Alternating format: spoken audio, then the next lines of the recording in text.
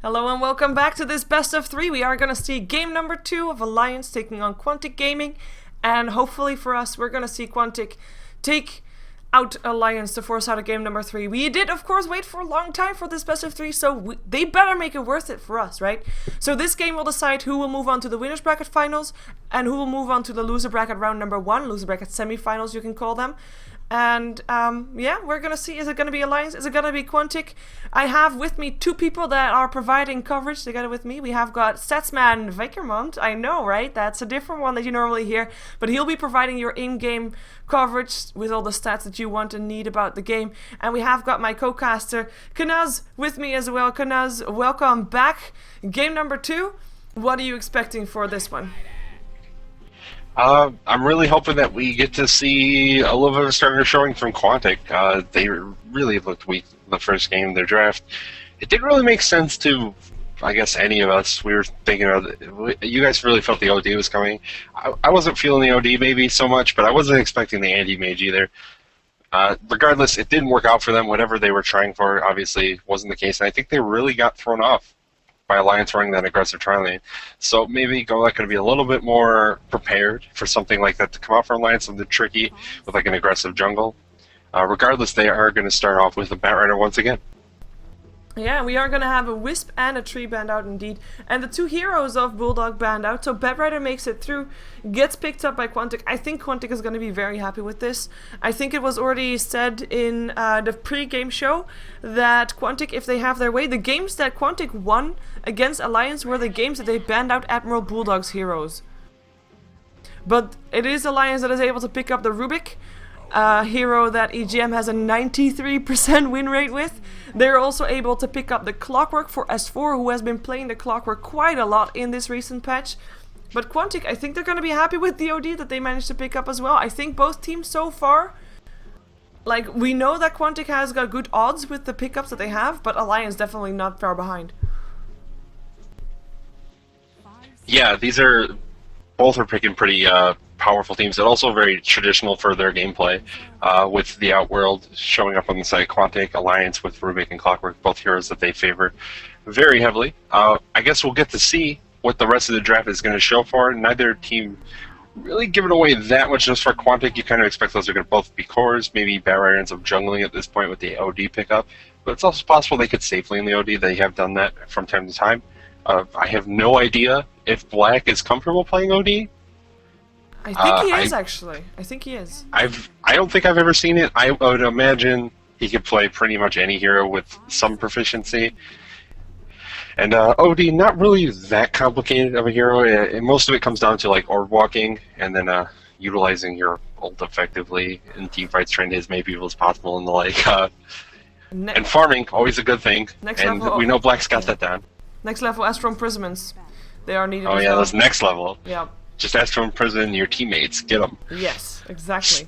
Using it as a disruption. It actually has a shorter cooldown at level 4, so it's pretty decent for that. But yeah, I think we've seen him play OD for Mouse a while ago. Like, not recently, I believe. But yeah, I think he would be okay with that if he indeed picks it up. For now, though, we're gonna, I guess, assume it's gonna be Funzy playing that one silent on the Batrider once more. And Black's Anti-Mage gets banned out by Alliance. They don't want to deal with that anymore, even though, of course, they lost with it in the previous match. We've got again a Darkseer banned out as well as a Kunkka. I think we're looking at a Bounty Hunter again coming off from Alliance. I mean, what other hero are you... Oh, actually, I said S4 was going to play Clockwork, but there is still a possibility that Bulldog will play Clockwork, because he does that sometimes too, and then maybe a Magnus. And both Bulldog and S4 play Magnus and Clockwork, so it's going to be interesting to see who's going to take on mid. But I think Clockwork against OD is actually pretty decent for the Clockwork. Yeah, it could definitely go worse for Clockwork. Or you could pick better or worse heroes to go up against Outworld. Obviously, Clockwork is not a intelligence hero, so he's not losing base damage at the very least. But will take a lot of harass. Clockwork is kind of a slow hero, and as he starts losing mana pool, it's going to be harder and harder for him to cast those cogs defensively. And as OD starts doing more and more damage, it can get out of hand for him pretty quickly. I wouldn't be too surprised to see an Admiral Bulldog Clockwork in this particularly and just taking him to that off lane, but it's probably going to depend more on what the rest of Quantic's draft looks like and how Alliance want to react to it. If they feel like they can send something like a Clockwork off lane and it doesn't get completely destroyed. Yeah, we have got Quantic actually, like with the Kunkka ban. That's actually also a hero that we've seen mid a lot, even though S4 hasn't really played it often, I believe. It could be an idea that Quantic just doesn't want to, you know, deal with the possibility of having indeed a Clockwork offlane and Kunkka mid.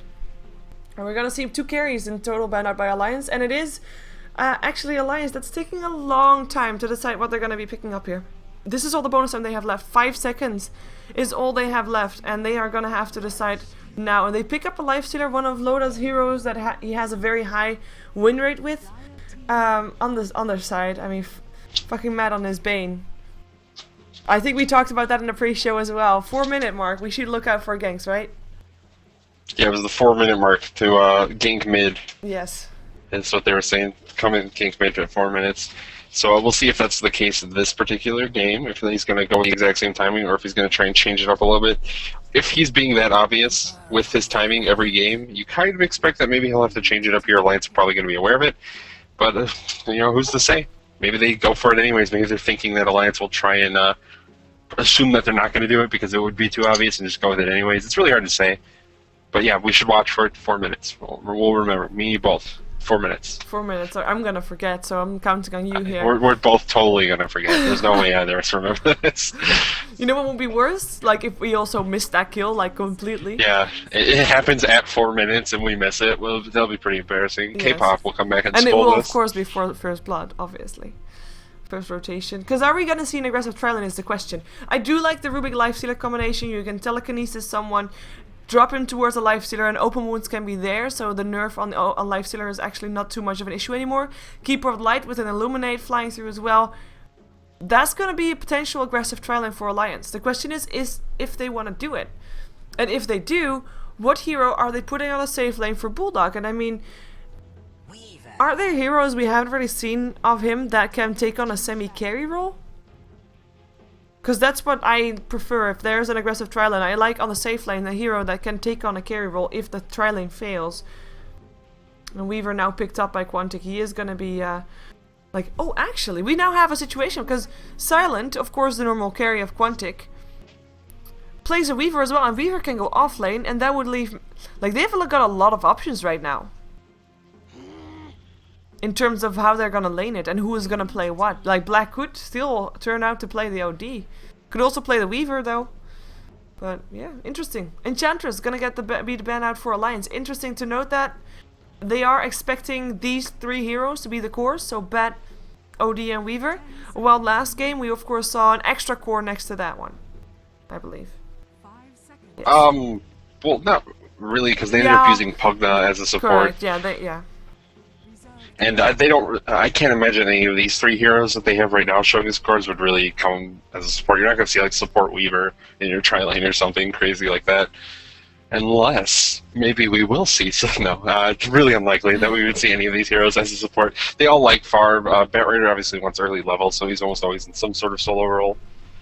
Weaver sort of in the same boat and really needs some sort of item to kind of be able to move around, because otherwise he's very, very frail. So I would expect just another support hero picked up from Quantic. And Alliance going with a jungler ban in the form of the Enchantress, maybe just thinking that Quantic is going to go really passive and try and farm up for the first 5 or so minutes at least with something like Enchantress. And then eventually go aggressive once they have a couple levels up. Whoa, I don't think heroes. that Quantic was expecting that one. Otherwise it would have banned it out, obviously. But yeah. To be honest, I was expecting a carry here. I don't think they were going to run Lifestealer as their carry. Loda, I feel like he doesn't play Lifestealer that much anymore. Yeah, well, he actually is in the patch. He's still pretty successful with it. Alright, maybe it's just the games I end up watching. He doesn't feel like he plays Lifestealer that much, and they move it around. I was kind of thinking they might run something like this. Phantom Lancer wasn't the one that really came to mind, but I guess seeing the Keeper of Light and knowing that Loda is willing to go that far, maybe I should have thought of it. Regardless, we're going to have the Phantom Lancer, the Cancer Lancer with the Keeper of the Light. Yeah, and that leaves Quantic having to deal with that somehow. And I think the way they might deal with it is by not dealing with it all and sending Bat Raider to the jungle. Or just be Or super they might aggressive tri lane. Yeah. That is fun. Because now we're going to have a lifestealer on the off lane, or a lifestealer on the safe lane with Rubik Coddle and Phantom Lancer on the aggressive tri lane, and then people dodging the aggressive tri lane so that you have actually 2 safe lanes on the suicide lanes. I know. It is tri-laneception. In a way. There's going to be a tri lane in the tri lane, and then a tri lane in that tri lane? Okay, I guess that didn't really work out all too well.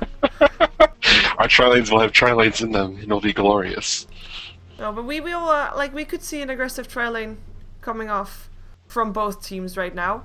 And that means that we might see both of the teams dodge the aggressive tri lane because of that very fact that they are running the aggressive tri lane. But if both run the aggressive tri lane, obviously there's not going to be an aggressive tri lane. But yeah, we have got Alliance. Keeper of the Light Phantom Lancer. Let's see how they do there with Silent, the last one to pick up his hero. He will be playing that Bat Rider. So if we just introduce players, see who's playing what for Quantic. We have got Silent, like I said, on the Bat Rider. We'll be taking on the offlane / jungle, most likely. And with offlane, I mean solo lane. If they do end up running an aggressive tri lane, they will indeed be on. He will be on the solo safe lane. Black will be playing the Weaver this game. Got himself some extra regen here. Got himself a race band. And I actually think with the amount of regen he got, we might see him go solo there. We've got Funzy playing his OD, no surprise there, one of his signature heroes. Same thing goes for fucking Mad, who got himself the Bane this game, as well as Goblak playing the Undying. Also one of the more successful heroes of Goblak, or at least one of the more played heroes of Goblak. And we are going to see a semi-aggressive tri lane. I say semi because Bat Rider is going to be there, but it might actually work out just fine. That's really interesting that we're going to see Bat Rider in the tri-lane, it looks like right now. Wasn't expecting to see that. I thought either of the other 2 heroes they had might have ended up in that tri-lane. I'll be interested to see how this works out. Bat Rider really is experience hungry early on in the game, and I don't know if this is going to hurt him taking a long time to really be able to get that lasso up to be able to move around the map. Yeah, also the lineup, like which heroes are picked for Alliance are actually quite surprising to me. As for Lifestealer, you want to introduce Alliance? Yeah. For Alliance, up in their defensive tri-lane, we're going to be EGM on the Rubik, Loda playing the Phantom Lancer, Aki on the Keeper of Light. Their mid lane going to be handled by S4 as per usual. This game on the Lifestealer, and finally off lane, is going to be Admiral Bulldog. And he's on the Clockwork Goblin, hanging out behind the enemy tower, no fear whatsoever. Oh. He has 6 tangles. What should he be afraid of? What can go wrong, right? Well, lucky for him. There's totally not like a crazy ant. Like, he can't go invisible or something. He's just gonna pull the lane behind his tower. Or towards his tower, I should say. But yeah, I mean, interesting lineup coming up from Alliance and Quantic. And one thing that, that Vykromond just put up with the stats. Like, 3 of the heroes of Quantic have at least higher than 10% win rate than average, and that's pretty damn high. Telekinesis here up on fucking Matt, though. This is Alliance that's gonna go for trying to first blood, and he might actually get it! Fucking Matt, can he get himself out? I think he can. The harassment is still gonna be there. There will be another lance as well, and that might be just the thing that they needed to slow him down. The illusion trying to block a little bit. Sticky napalm coming off from the high ground. Illuminate will dodge. Will get dodged by the Nightmare. It is getting taken over, though. They do get first blood, but Aki might be following suit there. He is in a lot of trouble trying to run away. Telekinesis to the high ground. No TP scroll money. No flying courier. Godlike is a very sad Undying. He can't get away. Like, who's gonna give him the TP scroll? The courier's not gonna upgrade itself. We've got fucking Matt who just died, so also doesn't have enough gold for neither a TP scroll nor an upgraded courier. And you don't want to spend gold on any of your other heroes. Oh, and never mind. They did spend gold. Bat Rider. Good guy, Bat Rider. Bought a flying courier. And someone else gave him a TP scroll. Well, to be fair, it's in Bat Rider's best interest to get this Undying back to the lane as well, so he's going to immediately port back there. Not the start I think Quantic wanted to have, having to give up first blood there, as well as just getting Undying stuck on top of that cliff, which also kind of puts them in the opposition where they have to upgrade that courier like instantly and buy a TP scroll on Goblak so early. Hurts his gold income early on. I don't know, things not really ideal. They still have a very powerful tri-lane here. I'm not really sure what the Bat Rider is going to necessarily do. If he's just there to like sticky napalm and maybe eventually put a lot of fire on people once they're stuck slowed by the zombies. I'm still interested to see if this is going to work out, but giving up first blood is not the best start. Definitely not. And I think I just want to remind people that EGM with this hero has a 93% win rate. 15 games played, only 1 game lost of those. So, yes, that's a scary Rubik, and we already saw the results of that. They might be able to try to go for it again. Nightmare is going to be put on Aki, stopping his Illuminate charge, and it is Quantic that tries to go for him. He tries to run, but look at the damage he's already taking. One more DK could actually do the job here. 2 stacks of sticky napalm on everybody, and they try to run, they try to hide. The DK is not enough. One more hit would do the job, but can he get it? He gets mana for himself. He tries to run. It is Batrider that ends up going down first. It is, oh, can he get the hit? He should be able to get the hit. He does get the hit. Bane gets a kill, but he'll die for it. Quantic might be able to get another one out of this one, though. We still have Goblak hanging around there. That's going to be already a double kill going the way of Loda, though, and that's not going to be worth it, regardless if they still get another support here on the board, and it might not even happen. Goblak running away. Is there mana up in EGM? No, there's not. There is no chakra magic either, so there's no telekinesis or fate bolt. Looks like Goblak is going to be able to make it out alive, and I mean, they did get the hero on the end. They did get the Keeper of the Light, I believe, but that's... You gave a double kill away for killing off a Keeper of the Light? No.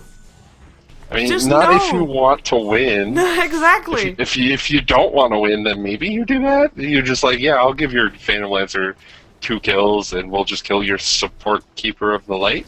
But otherwise, no, you probably don't do that, typically.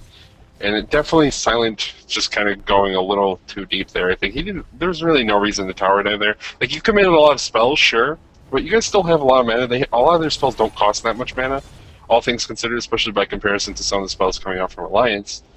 And if they're forced to use all their regen on the side of Alliance, it's going to make it a lot harder for them, especially as they start moving around and getting these ganks coming out more and more frequently. I don't think there was a reason for them to overcommit there. Not at all. And Loda, I think he's having a really good time with this Phantom Lancer right now because, I mean, in terms of last hits, he's really not doing all too well. But he's got a lot of kills to his name, and he's been in all 3 kills so far, and I mean, he's shutting down Silent. Silent is getting some last hits. He's actually almost on par with Loda, but I mean, this lane, this aggressive tri lane for Quantic, I'm actually thinking, should they continue running it?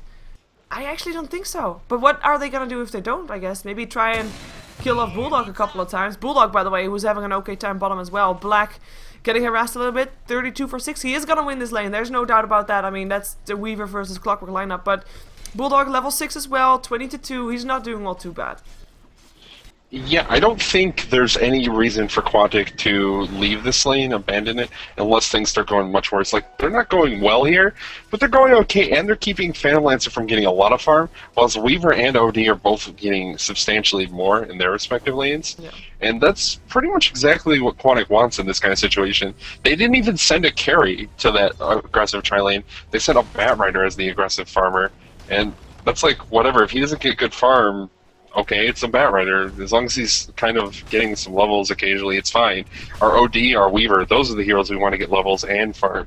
And they're getting it right now, so it's not... Like, they're giving up these kills, but I think it's kind of just a conscious choice that they're going to be, okay, trading kills as long as they're keeping Loda off of the farm. Yeah, I think you got a good point there. The only downside, of course, would be, you already mentioned that Batrider does need his levels. So is he going to be able to be that big of a contribution later on? We are going to have a relocate, or teleport rather, coming off from Goblak, who went towards the mid lane. We've got Bulldog sitting around with a DD rune. He, of course, did turn level 6. We saw that he was looking for a hookshot middle. Couldn't really get it. And in the end, S4 is going to be going to the jungle. He gets harassed too much and he backs out. No surprise there. I mean, you already mentioned he is not winning his lane. It is OD that is dominating the lane. 21 for 5 up on S4. While Funzy is sitting on 33 for 20. 21 right now. 21 denies. That's a ton of denies, and that shows in the levels. Level 7 up for Funzy. Level 6 still up for S4. Yeah, definitely. And those denies being so huge from both the Weaver and the Outworld is just really a big deal. It's fortunate for Alliance that they put melee heroes against both of these lanes that are just kind of getting the tons of denies, so they're not losing out on experience maybe as heavily as they otherwise would be. But getting a lot of denies, trying to keep the levels off of these heroes is very, very good for Quantic right now. If they can try and stop Emerald Bulldog from getting a high level on this Clockwork, he can't roam quite as efficiently, and really the same for S4 on the Lifestealer. Yeah, and they actually, Quantic wants to make sure that maybe S4 is going to have an even tougher time. Goblak was around, sorry, Phonic, no, fucking mad, jeez. The 7s just totally, you know, confused me. He is backing off right now, though. 7. Yeah, I know. He is gonna stack and pull some creeps. We do have EGM and Aki rotating. Since they're not needed top anymore, they're gonna try to make something happen and try to make S4's life a little bit easier. I'm not sure if they can actually kill OD, but maybe they're able to harass him a little bit away. Allowing for S4 to take more last hits is already worth their while. That alone is gonna be a good cause. And they leave Silent to free farm by himself on the top lane. I say free farm, it's still gonna be up against the Phantom Lancer. But he is actually getting levels right now. He is level 5, so he will have his lasso soon and could rotate with that. And look at Bulldog indeed. I think you were the one that pinked that, right? No, or where is the Quantic? It wasn't me, so... Okay, that was Quantic then. They have a ward there, obviously. They saw Bulldog running there. That's you. That one was me. Okay. That's yellow then. Yes. Yes, okay. Yeah, confusing. I'm gray. Yes, we have got, like Bulldog, he's hanging around for a hook shot. For the 3rd time. He's sitting here, but, you know, there's that ward that he keeps running past constantly. So they know that they have to be careful. Yeah, they're just Emerald Bulldog's walking in circles, I guess, hoping that they'll forget about him. Unfortunately, Quantic have that ward that he just kept walking in and out of sight of. So he's never really able to set too much of anything up in that lane, and as a result, he just ends up wasting all the time. But he's also not particularly safe in that bottom lane anymore against Black on the Weaver. So his time, if he's like annoying the mid lane a little bit, forcing them to play a little bit more defensively, that's not the worst way he could be spending his time at this point. Yeah, we've got the mechanism up on Funzy, by the way, in the meantime. And, yeah. EGM is a scary, scary Rubik. He is also the one that is level 5 right now, which of the supports is actually the highest level. As we have Loda just casually taking down the tier 1 tower by himself, nobody else around. It's fine. He can do that at level 8 apparently. But yeah, I mean, EGM, highest level of supports. He's now being caught up by Bane, who also just turned level 5. And those levels are actually pretty important for the Rubik. Of course, you want to have your level 6 to steal some abilities. And if we look at Quantic, yes, they've got a level 5 Bane, but they have a level 3 Undying. Level 1 on each of his spells, and that's going to be dangerous. Like, his Tombstone already is not going to be meaning that much because you have got a Lifestealer in your game. A Lifestealer is a Tombstone killer. If he turns on his rage, he can just walk up and get himself a Tombstone kill. And, I mean... This is a bit scary, I think, for Quantic. At the same time, I mean, there's a level 4 Keeper of Light as well, but with the Illuminate, he can actually mean a little bit more than a Undying can, I think. Yeah, definitely. The Tombstone not going to be particularly relevant with only a level 3 Undying. He needs more points to be able to put in that Tombstone so it gets a little bit tankier, harder to kill. He's not really doing too much thus far. It looks like he's going for a pull here down the bottom lane. I guess just because he wants to be able to get some experience. Yeah. It'll help him out quite a bit if he can start getting some of these creep camps killed just to give him the levels. But he's not having a ton of success thus far. And again, like these supports on the side of Alliance are just so much higher level from all those kills that took place in top lane. That's one of the real dangers of giving up those kills in the trialing versus trialing situation, especially when you're aggressively trialing. You don't have a way to pull to get that additional experience, that additional farm for your heroes, and that's what hurts you the most. Yeah, you have to get either kills or at least make sure that the supports on your other team, can't really get anything done either, so you will at least be on even footing. And of course that was not the case. In terms of Golden Loda, he is highest on net worth, and we see him building towards a Diffusal Blade.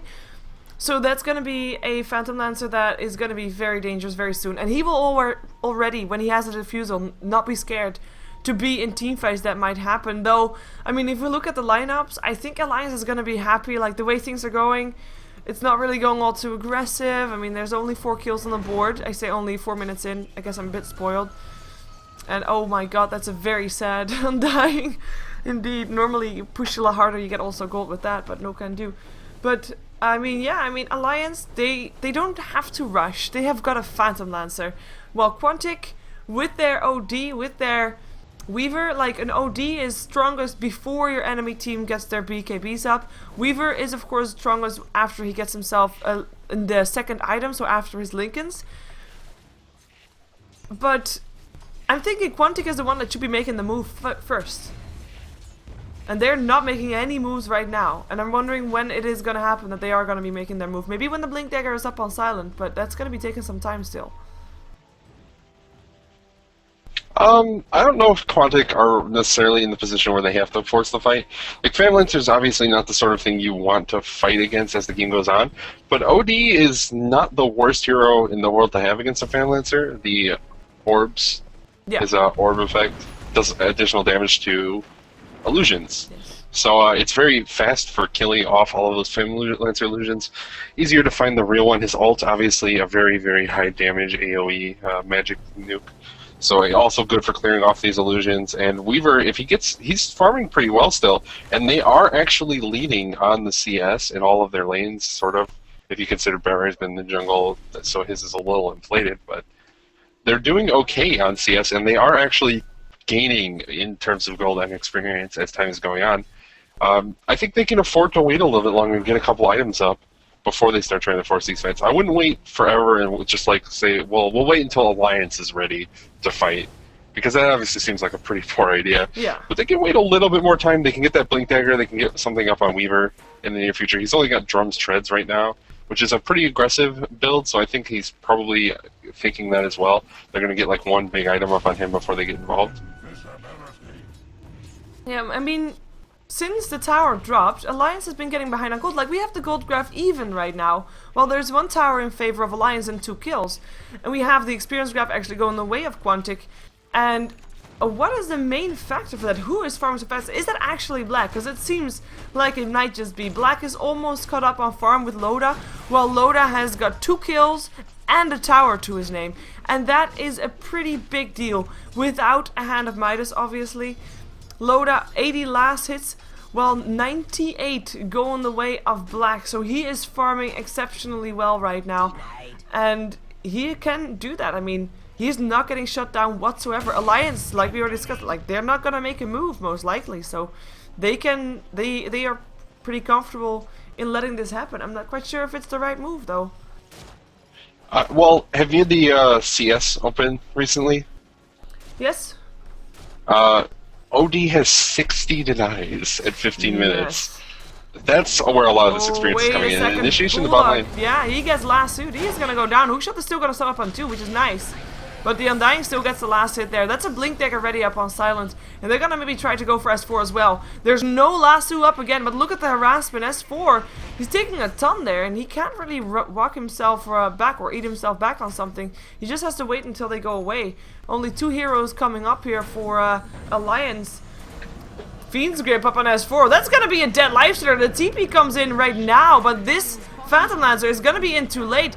Nightmare will be denying Undying indeed. Silent comes in. Silent goes down. He was the one that stayed back too far. And right now, Black comes in as well. We still see fucking Matt die. Black is gonna be able to time-lapse himself out of the cogs, running away for his life with the Shikushi. Should be fine.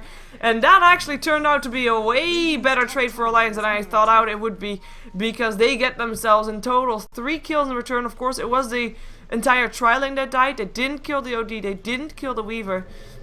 And they did lose and the Clockwork and the Lifestealer. Not really 2 good targets to lose there, but at least they don't leave empty-handed, and they don't lose their tower.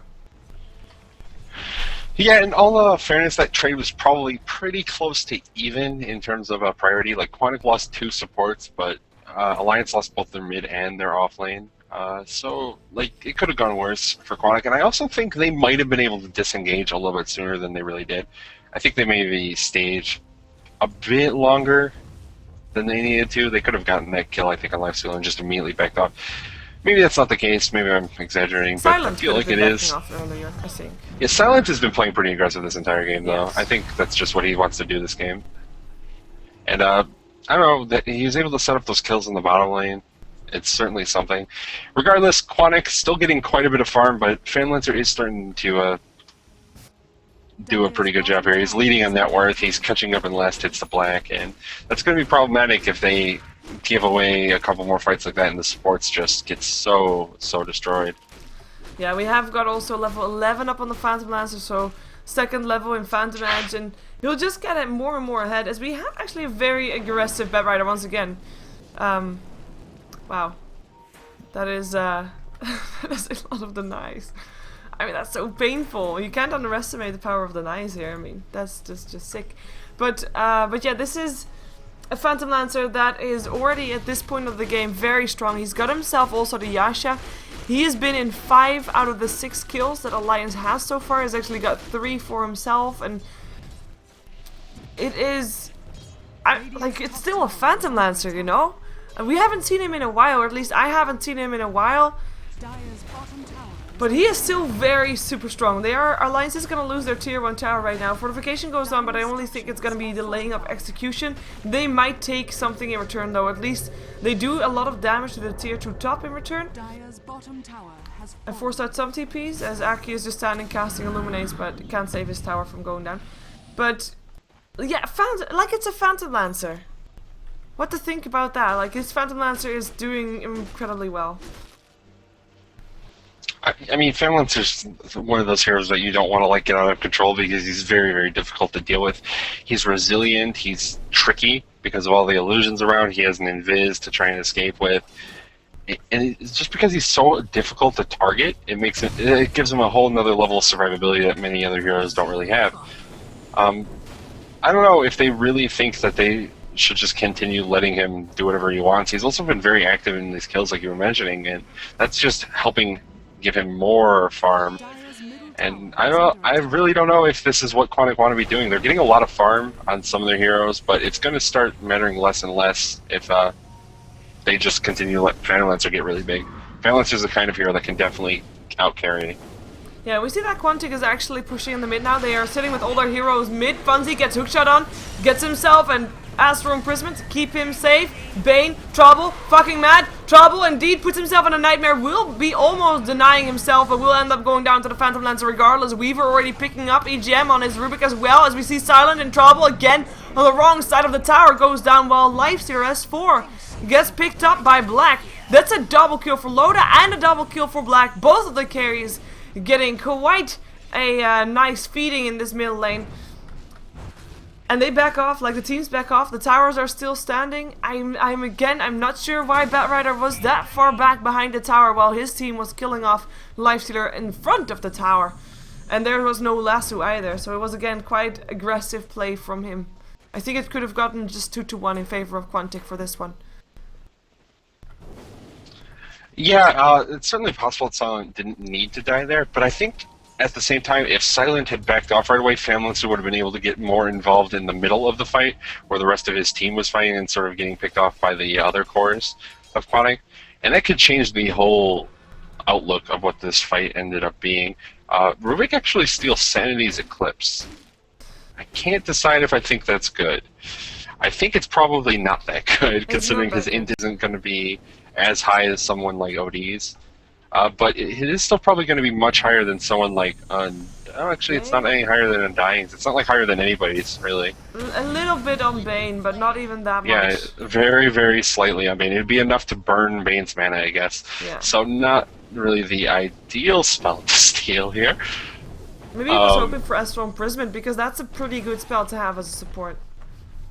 Yeah, and it's one of the only 2 you can steal from Outworld, and definitely the most likely, since you can't steal Arcane Orb, as there's an orb effect. You can't steal those. Oh, you can't steal the aura, unfortunately. That would be OP. Oh, hook shot into the out TP and Silent. Telekinesis is going to be there as well. Can they take him down? I think they can. Illuminate will help out, and he's going to get recalled by the looks. What was that? It wasn't a recall, because they don't have that. But he did have I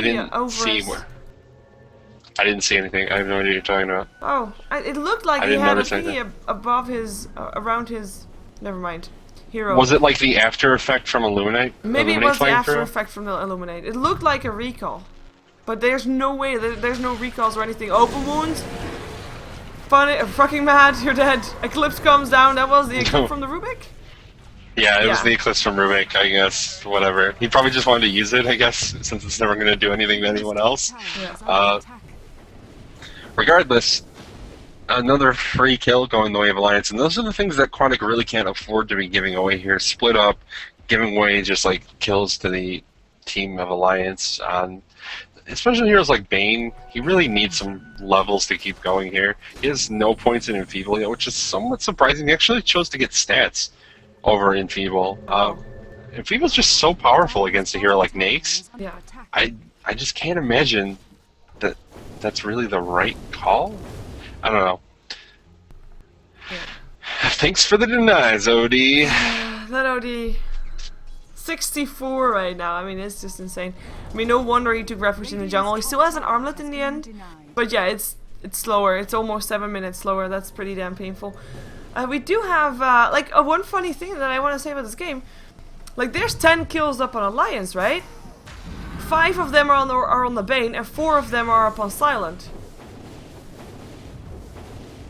Yeah, Silent's been struggling, to say the least, and the other one is probably on Undying, I'm assuming. Yeah, it is.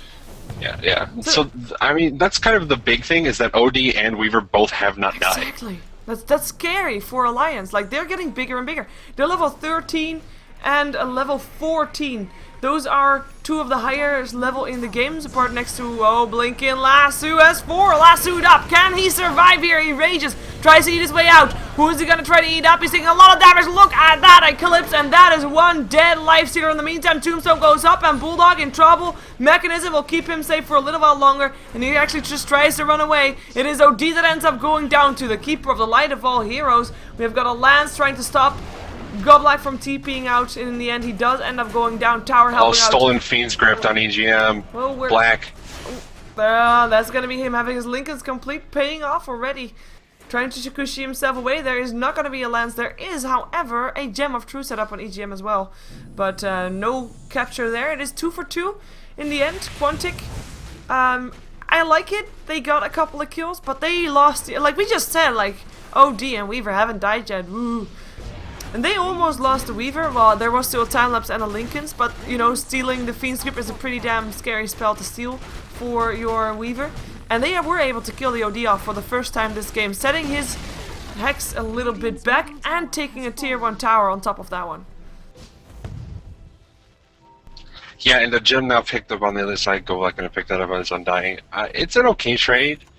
You don't want OD to die, obviously, but they got 2 cores in the form of the Clockwork and the Nakes, and they lost Support Undying and the OD.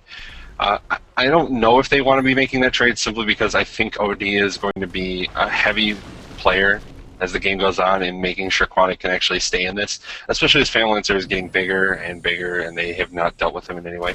Weaver, you know, approximately as big, but really just doesn't have the same effect on the game that a hero like Famlancer does. Yeah, look at the gold graph after that fight. Quantic was ahead until then, and then boom. Ooh. Alliance take a fight, and all of a sudden is back to the 0 line. Experience graph shows it, of course, a bit more clear, as you know, that's always the case. Experience graph is just more drastic, so it goes the way of Alliance right now. And that, of course, is the result of Loda being level 17, which is 2 levels higher than Black is, who is the highest level up on Quantic. Black, who's got 2,500 gold in his inventory, has got a Linkus, has got his drums and treads. What do you think he's gonna go for next?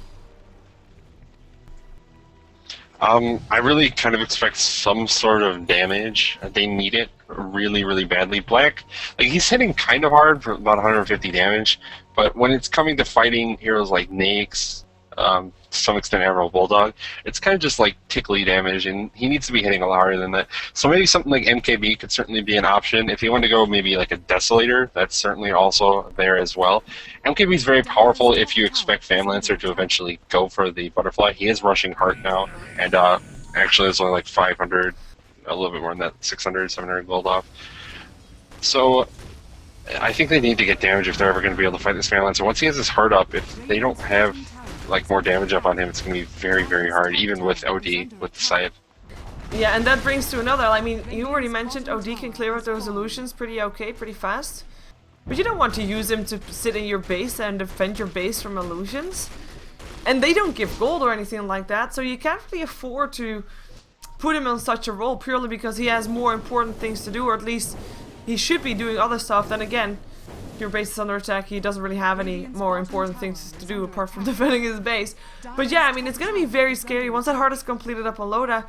He is gonna be having all those illusions. He doesn't even have to be there himself. He's got his Manta style. Split pushing for Alliance is gonna be horrific for Quantic, who has, by the way, started looking for a pick-off as they just came out of the dire jungle. Oh, but smoke up for Alliance. They find Silent first. Open wound, telekinesis. That is one dead Batrider. No hope for him. Tries to force stab himself out. And all of a sudden, Quantic is a one-man down. Hook shot. Hits. Hits up on Goblak. Puts up a tombstone. Let's see what they can do. There is still a Keeper of Light around there as well. Oh, wow. That Eclipse did a lot of damage, but the mechanism keeps him up for a little while longer. In the meantime, S4. I hear him. There he is. Able to pick up the Bane, the Flare from the Clockwork, picking him up. It was Alliance that came around from the other side. 2 kills on the board. Again, the 2 heroes that died most. I mean, really, again, I just want to say it again. The Bane died 6 times. The Batrider died 5 times. That is 11 out of the 14 kills up on 2 heroes of Quantic. Yeah, Silent can't afford to be getting picked up like this. They can't start every fight 5v4 with their initiation Batrider down already without having used any of his spells. That's really, really hurting them at this point. And I don't know if Silent just needs to stay with his team, why he's always off on his own, it feels like, or what's going on, because he needs to be there for his team if they want to be able to take these fights. They're still in it, but it's getting harder and harder every time they lose one of these fights. Yeah, it's also, I mean, we said it during the pre-show, I mean, they haven't played in this composition for a long time. Black only knew, like, Tuesday night / Wednesday morning that he was actually gonna be packing to go, which is pretty last minute if you ask me. I think it was Tuesday night, actually, but it is not really working out for them, and this is Silent the second time that he's placed the Batrider in this, in this setup, and you can see, like, he is comfortable on the Batrider as a hero, but not really feels the synergy with the team. If you know what I mean. Like, he knows what to do, and he does it properly when he is there, but, like, again, he goes up by himself. This time he force stabs back towards his team. Is he gonna be in time? Looks like he was a little bit too far away. The open wounds were there, and he is asked for imprisonment to keep himself safe. Bulldog in the meantime trying to kill off fucking Matt. He is able to do that. It is Rubik that goes down on the side of Alliance, and instead of it, though, it is S4 that tries to eat his way out. Still Undying goes down. Aki going down as well. All supports drop on the side of Alliance. And all supports also go down on the side of Quantic. It is gonna be the OD that TPs himself out. In the end, a 2-for-2 trade. But one difference is that Rubik, EGM, actually bought back after going down. Yeah, ends up just being the even trade Aegis. Oh no, the Aegis was still in there. Never mind, S4 didn't actually end up dying. My bad. Yeah, no, S4 didn't go down. So they just ended up trading the 2 supports for 2 supports. EGM bought back. I don't know if that was necessary. It's like a buyback that you can definitely do because they're fighting behind that tier 2 tower in the top lane. And Silent wants to make sure that this trade does not go even. Yeah, looks like it. He is trying to hide. He's gonna get dropped down from the high ground real fast though. He blinks away. The hookshot actually missed from Bulldog. Still an illusion around there, and he's able to TP himself out. Well, lucky for him. In the meantime, S4 is actually farming the Radiant jungle. He picked himself up a Sanj. So that could be a Sanj and Yasha. He already has the phase boots and the drums. That is a very fast lifestealer. And of course, you want to have that up against the Weaver. Yeah, this is a pretty common build on lifestealer now. You go phase boots, drums, armlet, and then Sanj and Yasha. Just go move speed to try and prevent kited. S4 is going to be in a lot of trouble though. He's gonna be hexed I don't up. think they want to use it here because he's gonna respawn with the Aegis. They'd be better off saving it afterwards anyways. Yeah, and it's up right now, or at least it should be. 1 second, and are they gonna try to go high ground with this? Yes, they are. Here comes the last 2. Eclipse already brings down EGM. Loda there too, though, and he tries to fight back. It is Goblak. Mechanism Soul Rip. This is not enough to keep him up. He goes down. Admiral Bullock in a lot of trouble with that tombstone. Tries to run away as well. Should be able to do just that. Only 1 down so far. As we are gonna see Funzy trying to run away in the meantime. Fucking Matt gets eaten up by S4. He is gonna be able to get the kill as well. And that's gonna be Silent trying to run away from S4. The blink will be enough. Will be just there as Alodai just picks himself up. The OD as well. Wasn't able to get away in the end. And that is gonna be Alliance again. A trade going the way of them. And still, this time they do have the Aegis, but or at least lose the Aegis, that is. But still, I mean, what went wrong there? What went wrong for Quantic? Because it looked good. Started off looking good. Well, so they got the Aegis down, and Lifestealer managed to get himself to the high ground, which is a great thing. It put Quantic in a weird position where they were standing in the river and they were going to have to fight up the high ground, or they were going to have to go way onto Alliance's side of the fight and probably get attacked from the woods area in this region. Where's Lifestealer doing that? Okay, Sun Initiation. So they ended up taking this weird fight because they had to wait for the Aegis to respawn. They really wanted to go on S4, and I think maybe they needed to just back off once they got the Aegis down and be like, well, we got the Aegis, that's all we can get here, everyone else is going to be here very quickly. Batrider blinked in and immediately lassoed Rubik. Yeah. I don't know why he immediately lassoed Rubik. Of all the heroes that were standing there, they had both. Oh, he lassos S4 right now, though. Let's see if they can take him down. The Fiend Script will be there as well. The question is there enough damage? It looks like there is, and no support incoming from Alliance. So that will be a nice pickup, and that's something that they, of course, wanted to do earlier. But yeah, I agree with you. Why the Rubik? Why not the Phantom Lancer? Who was there? Like, he didn't have any illusions at the time. Maybe a couple, but he could have lassoed S4. He could have lassoed, I think, Loda as well. I think that would have been possible. Either one. And the really big thing is that EGM died immediately to Sandy's Eclipse anyways. Yeah, lasso was completely wasted. Yeah, like, the lasso did effectively nothing. Sandy's Eclipse also went off, I believe, while the Rage was up on Nyx, and it didn't look like it did damage, and I think it doesn't do damage. I guess I'm not sure. I felt like it would do damage, but it really looked like it didn't. I can't imagine it did no damage at all to Lifestealer, who has like damage, especially with 50 damage. Yeah. So it looked like it just didn't hit him at all. So maybe just unfortunate timing. And if he had lassoed the Nyx right away, and he doesn't get that Rage off, that fight can go completely different. Yeah, I fully agree. It's gonna be tough for Quantic to fight from here on out because that Phantom Lancer with the split push is gonna be really tough to deal with. They can't really leave their base anymore for long periods of time, and normally that's only when you are, of course, having already a Rex down, but having a Phantom Lancer on the team does the same. And yeah, 0 deaths for Loda in this game. It is pretty tough. He plays it often. Well, no, he doesn't play that often. He actually said once that he doesn't like the hero's mechanics, but he'll still pick it if need be, and he'll still play it, and he'll still win with it.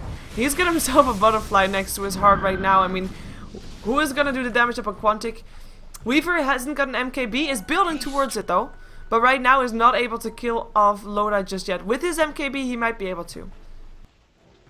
Yeah, it's getting closer and closer. Black does a lot of damage at this point. I'm pretty happy he went for the Death Slayer. I think that was the right pick. He really needed the armor reduction to try and tear through some of these heroes that are kind of tanky. Hook shot gets fucking mad. Nightbear's gonna be there though. Might be enough for him to get away as well as the imprisonment. S4 getting lassoed. Is there enough damage? In comes the rest of Alliance, or where are they? In comes Loda, that's one, but his teammate's already dead. He is by himself right now. Is this a one-man army? He is gonna get Fiend's Grip, and this is just a complete suicidal action coming off from Alliance. The Keeper of Light tried to do something, and everybody just walks in one by one. That is an insane fight for Quantic. You can't do that if you're Alliance here. You can just be like, oh yeah, we're so far ahead, we're fine just giving up a 5-0 trade by walking in one at a time. Yeah, so we just talked about the stats where Froda is no more, and then Loda's like, I got this. 5v1, I'm Phantom Lancer, I can't lose. He walked in when his team was already dead. I think he could have double walked away at that point. He just got Fiend's Grip, like, just walked up and Fiend's Gripped him. And the Loda illusions are still killing Quantic is the hilarious part. No. He's been dead for like 25 seconds plus, and this illusionary army. It actually still ended up getting the tower denied. I guess that's a bit of map control that Alliance gets out of it. But all of a sudden, 16 to 19, I'm actually quite curious to see how that looks on the experience graph. Look at that! Like, all the advantage that you've built up with your levels. Boom, gone. And some of the gold, too. Yeah, gold a bit less drastic, obviously, but actually quite, you give quite a bit away, and it's, you can't do that. You just can't. Yeah, those levels are particularly valuable on some of these other heroes, like level 16 now on Batrider, so have the level 3 ult. We get closer and closer to those level 3 ults from both the Undying and the Bane, who gained quite a few levels there, and Weaver obviously level 20, and gets to finish the MKB from surviving through that fight and getting so much gold from just being around the kills. Yeah, that's exactly what Quantic need to have happen. When you start falling behind, and sometimes you ask me, what do they need to do to try and get back in this game? And it often feels like, well, they have to take a 5-for-0 fight, and that's not going to happen. Quantic pulled it off there, and you can blame Alliance for doing something silly and creating that situation, but Quantic still have to play well when they're behind to be able to take a fight like that. I like the Ethereum blade up on the Bat Rider. Yeah, I just saw that. What? I guess it helps with Sanity's Eclipse is going to do so much damage if they get like Loda or Nakes in it, but that's very unusual. Well, you're up against a Phantom Lancer and a Lifestealer. Both, of course, you want to have a Ghost Scepter again, so they can't attack. So you have that, as well as with the Ethereum blade, you can just put someone completely out of the game. Like, he can't attack when he is in that ethereal form. So next to getting the extra damage from the Eclipse, from the orb effect, I believe as well. If OD does it that way, you can't. Well, the orb effect's pure damage. But can you not click cast? Oh yeah, you can cast them while they're ethereal blade if that's what you're talking. It doesn't do extra damage though. Oh, okay, never mind that then. It's because it's pure damage. It always does the same amount no matter what. So, no, but I mean, if the Eclipse gets dropped on that, you can't attack, and it's like, it works 3 ways. It's great. I like it a lot. Wow. Black is indeed a very heavy farmer. Only 100 gold per minute more, though. Considering he had free farm. Quite surprised about that, as a lot of Weavers are, of course, also offlane. He has good as MKB right now. He hasn't died yet. He has got involvement rate of being in 11 out of the 16 kills. That's quite decent, actually. And with the 1900 gold, what do you think he's going to be going for next? Or does he just want to have buyback because it looks like we might be having a fight on our hands? I mean, buyback's definitely relevant here. If they can get this Roshan, I don't think he needs to save for buyback. BKB already turned up on Funzy. Wow, that is so aggressive. Blinking Lasso, it does get Loda. This is the real one. Loda, Fiend's Grip, and everything. And he stays alive. Actually, he gets buyback. He is going to be back there, though. Bulldog is going to be getting dropped down there. Or is he? That Blade Mill actually hurting tons on the side of Quantic. Look at their HP bars. That is already 2 down, 3 down there as well. OD already on his way out. TPing himself out. Black walking his way out. I think that Blade Mill did a ton there. From Bulldog. A lot of people got themselves very low. I think actually was the Sanity's Eclipse through the Blade Mill right there? I don't think so. It has in other fights though. I didn't notice in this one if he had it on beforehand. It's quite possible that he did. Regardless, it does a lot of damage just because there's a lot going on in these fights, and there's always going to be incidental damage that ends up hitting on the Clockwork while he's running around in the little fight, just hitting you with this stupid hook shot thing. Regardless, a good fight from Alliance, even though they lose Loda right away, he buys back immediately, comes back, and like Quantic, once they've used all of their spells, it's really, really difficult for them to kill the Family Lancer. Yeah. And of course, that tier 2 tower in the bottom lane, right there where they're fighting, it's not far at all for him to just go and get back in the fight very quickly. And you can't afford to have that happen. Loda's too big for you to fight twice without any ultimates at all. And S4, of course, the same thing. He died, he bought back as well, came back to the fight. And with that, they take a Roshan, and they get some more control back. It was an expensive fight for them, but they end up winning it. They don't end up killing either OD nor Black's Weaver, so that's good news for Quantic. I'm actually surprised, Quantic walked up the high ground, they were smoked. Oh, wait a second, OD locked inside the cogs, turns on his BKB again, might be able to do something to Bulldog here. Will be able to TP himself out after seeing everybody of Alliance coming in. Because there's 5 heroes here. But that's another BKB charge down, and the Alliance might actually decide to go in now that the BKB is on cooldown. But what I wanted to say is that he turned on his BKB before his smoke actually popped.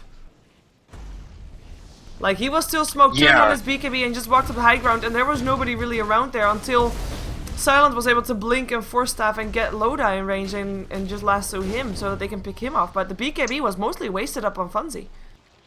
Yeah, I'm actually not sure why he jumped the gun. What he was worried about hitting him there. The only thing is telekinesis? Was he really worried about getting caught by telekinesis there and he needed to pop the BKB immediately? I don't know if that is the case, or maybe he clicked, hotkeyed wrong and wanted to go for Scythe or something. It was going to go on one of those illusions. I don't know. It was definitely too early, though, and maybe it cost him a little bit. Oh, Bane. buddy. Yeah, you can't TP on the nose of a Clockwork. The hookshot was there to interrupt it. Here comes the rest. Telekinesis there, and that is one dead Bane once again. Extra gold going away of Alliance. No Fiend's Grip for the next fight either. And let's see what they can do with this. We're gonna find out, because Manstyle gets popped. Blink away from the Bedrider actually, so he can't blink in for the moment. Fortification gets popped, but look at this army of illusions here. It's actually hurting quite a lot. Illuminate will actually help out a little bit as well. How far can those illusions get? Oh, actually the illusions get set up on black. I'm not sure if that's the right choice. I would just put them on the tower and see how far they get, but oh well. One thing I want to point out, Ghost Scepter up on the Keeper of the Light as well as on the Rubik. And that could actually be a very big mistake if they pop it at the wrong time. Because that Eclipse is gonna hurt if they are in their Ghost Scepters. Yeah, obviously the case, but I think they're mostly going to be using it towards the end of the fight, so when Black is trying to run around through the back of the fight and is focusing on them. They're never really that close. I think it's rather unlikely that they get hit by Eclipse that often, since Funzy's been mostly using it on the melee heroes like Nyx, like the Phantom Lancer. And I guess to some extent the Clockwork, though that's probably more incidental than anything else. He's focusing in on those big carries that also aren't int heroes, and the supports are usually pretty far back, especially Keeper Light.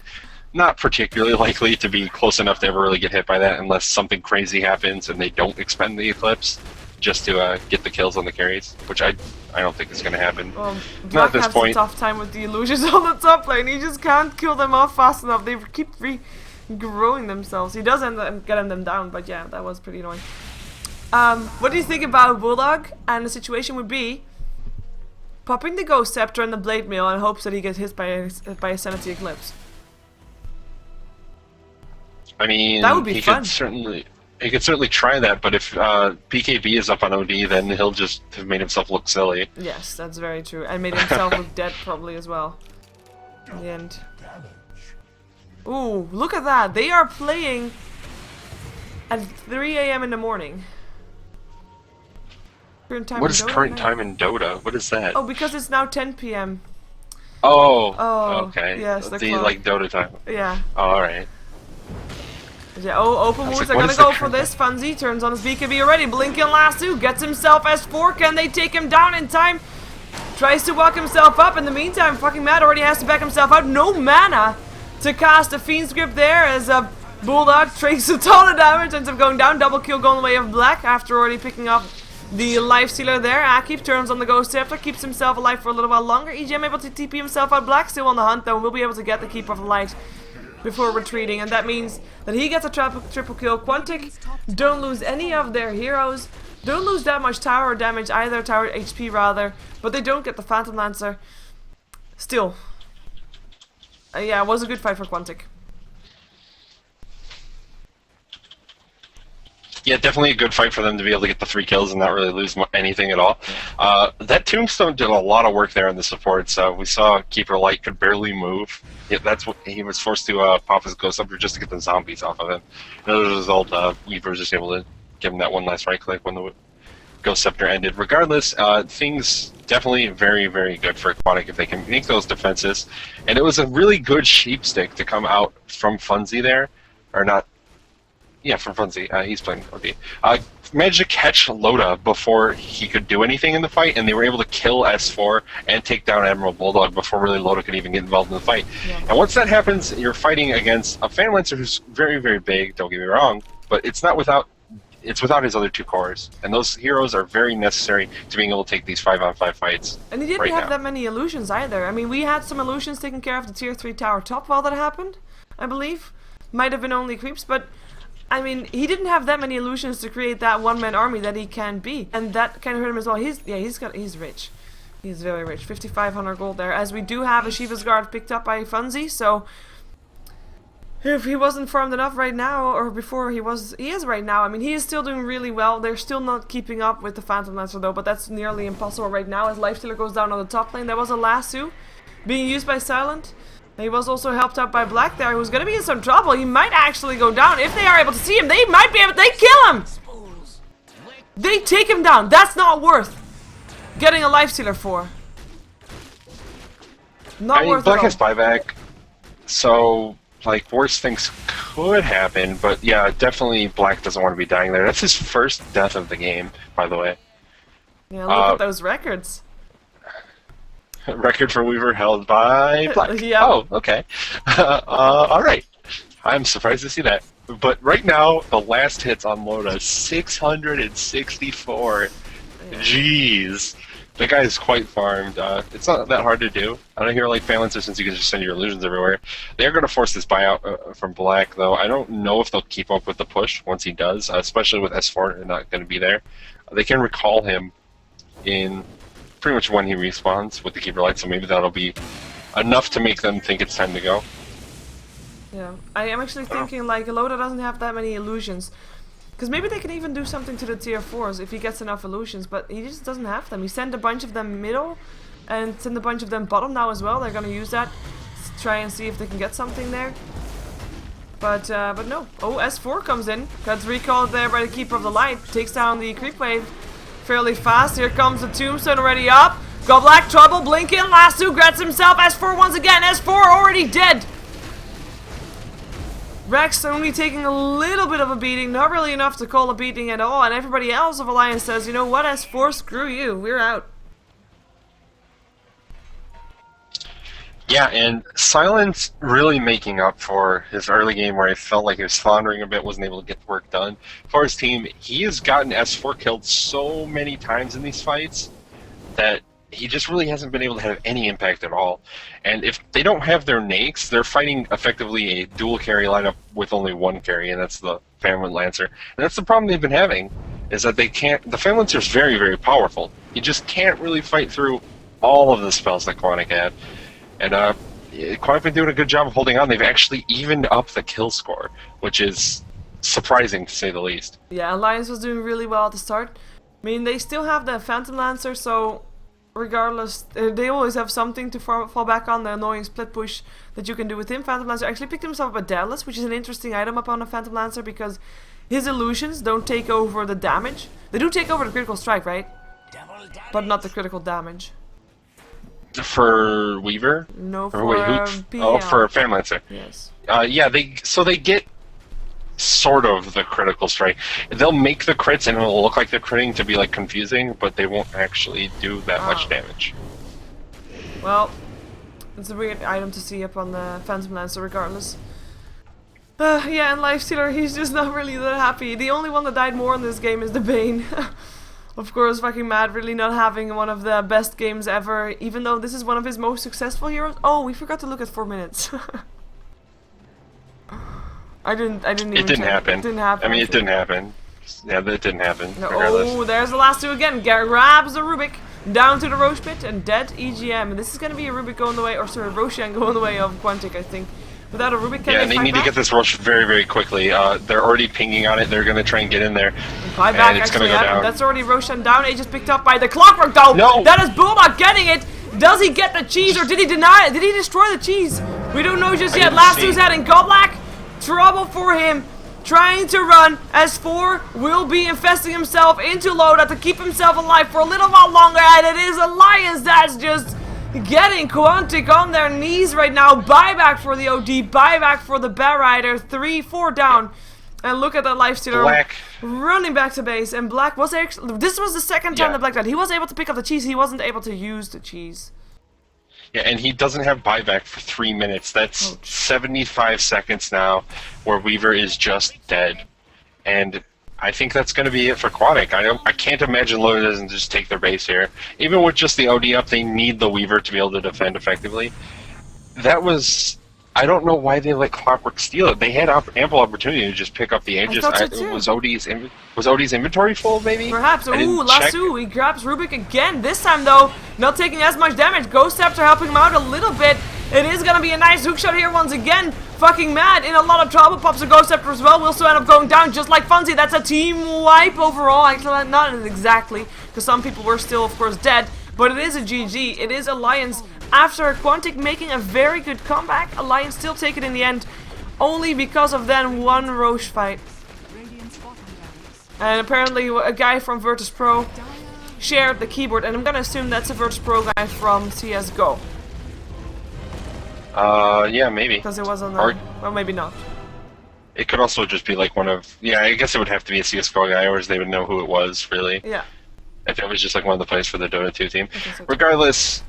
Quantic, they looked like they might have been able to pull this one out. They were playing really well.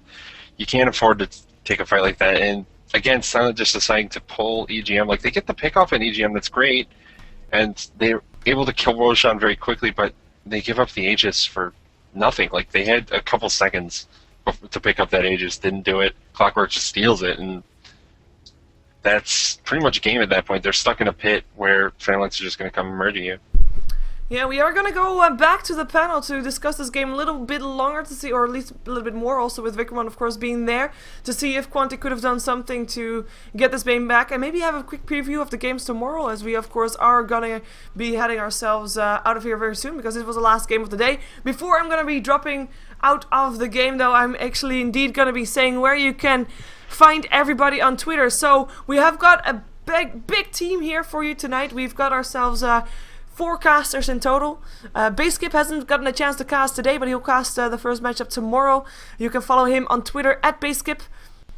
You can follow other co-casters that you have here today. Vykromond, co-casting of course the first matchup of today and being the statsman of this one at Vykromond on Twitter. Kanaz Dota is the Twitter name for Kanaz, my co-caster at the moment. Of course, you've seen us all on the panel before today. And K-Poptosis, the one that's not here right now, you can follow him on Twitter at K-Poptosis, no hyphen there. On Twitter as well, and of course myself as SheeverGaming. But yeah, let's jump ourselves out of this game, see what Vykromond also has to say about this game. So stick around for that, and if you don't, then have a good night. But we'll be right back.